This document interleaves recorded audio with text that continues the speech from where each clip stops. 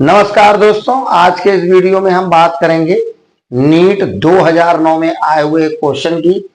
आइए जान लेते हैं क्या है क्वेश्चन। क्वेश्चन ये है कि हमारे पास दो बॉडी हैं, उनके मासेस 1 kg और 3 kg है।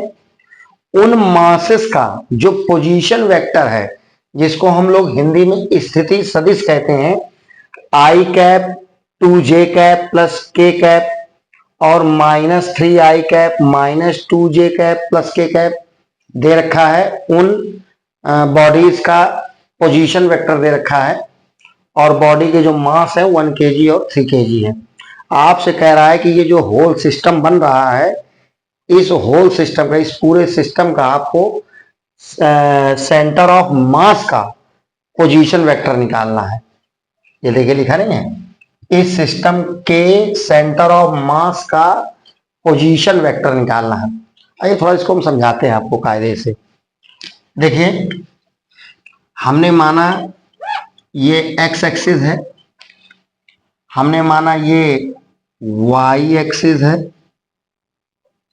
और हमने माना ये जेड एक्सिस है। ठीक है, तो ये वाई एक्सिस हो गया, ये आपका जेड एक्सिस हो गया। हमारे पास ये दो बॉडी है, एक बॉडी ये हमने मान ली, एक बॉडी हमने ये मान ली। ठीक है, इस बॉडी का जो मास है हमने मान लिया m1 इक्वल 1 kg है, ये दे रखा है।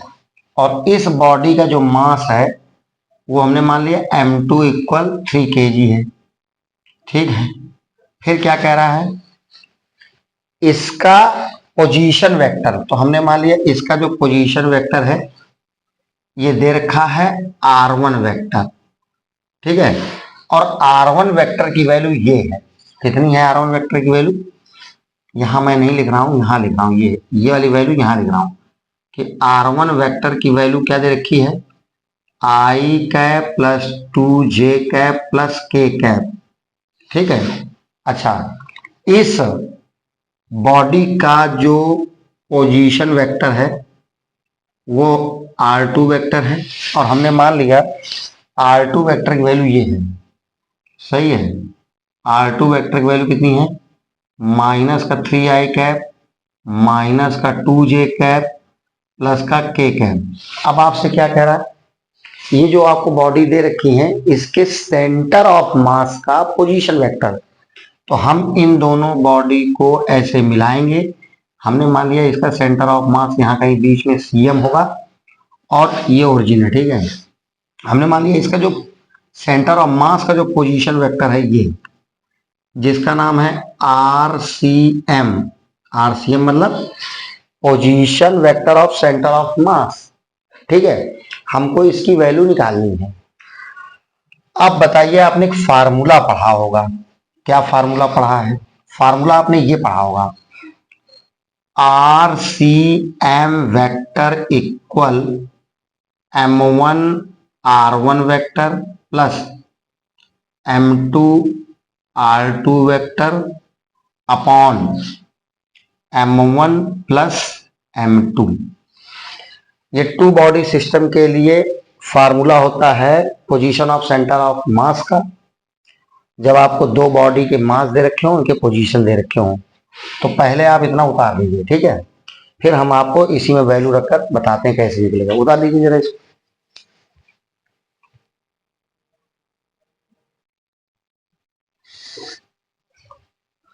तो दोस्तों, आपने इतना उतार लिया होगा, अब यहाँ वैल्यू हम पुट करा रहे हैं। ठीक है, जरा ध्यान देंगे, ये लिखा है RCM वेक्टर इक्वल, जरा ध्यान दीजिएगा, m1 की वैल्यू 1 kg थी। ठीक है, तो हमने लिख दिया 1 ब्रैकेट R1 वेक्टर की वैल्यू ये दे रखी है आपको, कितना दे रखा है, ये दे रखा i cap plus 2j cap plus k cap.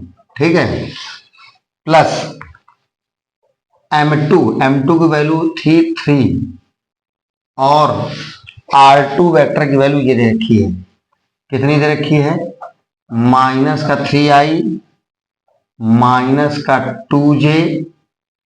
ठीक है, माइनस का 2j और प्लस का k वेक्टर। सही है, अपॉन, यहाँ लिखा है m1 प्लस m2 यानी कि 1+3। चलिए इसको सॉल्व करते हैं। यह आ जाएगा आरसीएम वेक्टर इक्वल, अंदर मल्टीप्लाई कर दीजिए आई कैप प्लस 2j प्लस के, और इसका अंदर मल्टीप्लाई कर दीजिए, ठीक है। तो ये प्लस माइनस माइनस हो जाएगा, ये हो जाएगा माइनस का 9 आई कैप माइनस का 6j और प्लस का 3k, ठीक है, अपॉन ये कितना हो जाएगा 4। तो ये आ जाएगा R C M vector equal, ये प्लस का आई ये माइनस का, तो ये हो जाएगा माइनस का 8 आई कैप माइनस का 6 प्लस का 2 यानी क्या आ जाएगा माइनस का 4, और ये प्लस का 3k और ये प्लस का 1k, ये हो जाएगा प्लस का 4k, ठीक है, डिवाइडेड बाई 4। अब सुनिए आरसीएम वेक्टर इक्वल, इस 4 का इसमें डिवाइड, इस 4 का इसमें डिवाइड, इस 4 का इसमें डिवाइड, कितना आ जाएगा, ये आ जाएगा माइनस का 2i माइनस का j प्लस का k, ठीक है। ये आ गया पोजीशन वेक्टर का, मतलब सेंटर ऑफ मास का पोजीशन वेक्टर, ठीक है। कौन सा ऑप्शन सही होगा, माइनस का 2i माइनस का j प्लस का k, ये होगा आपका ऑप्शन। इसको उतार लीजिए।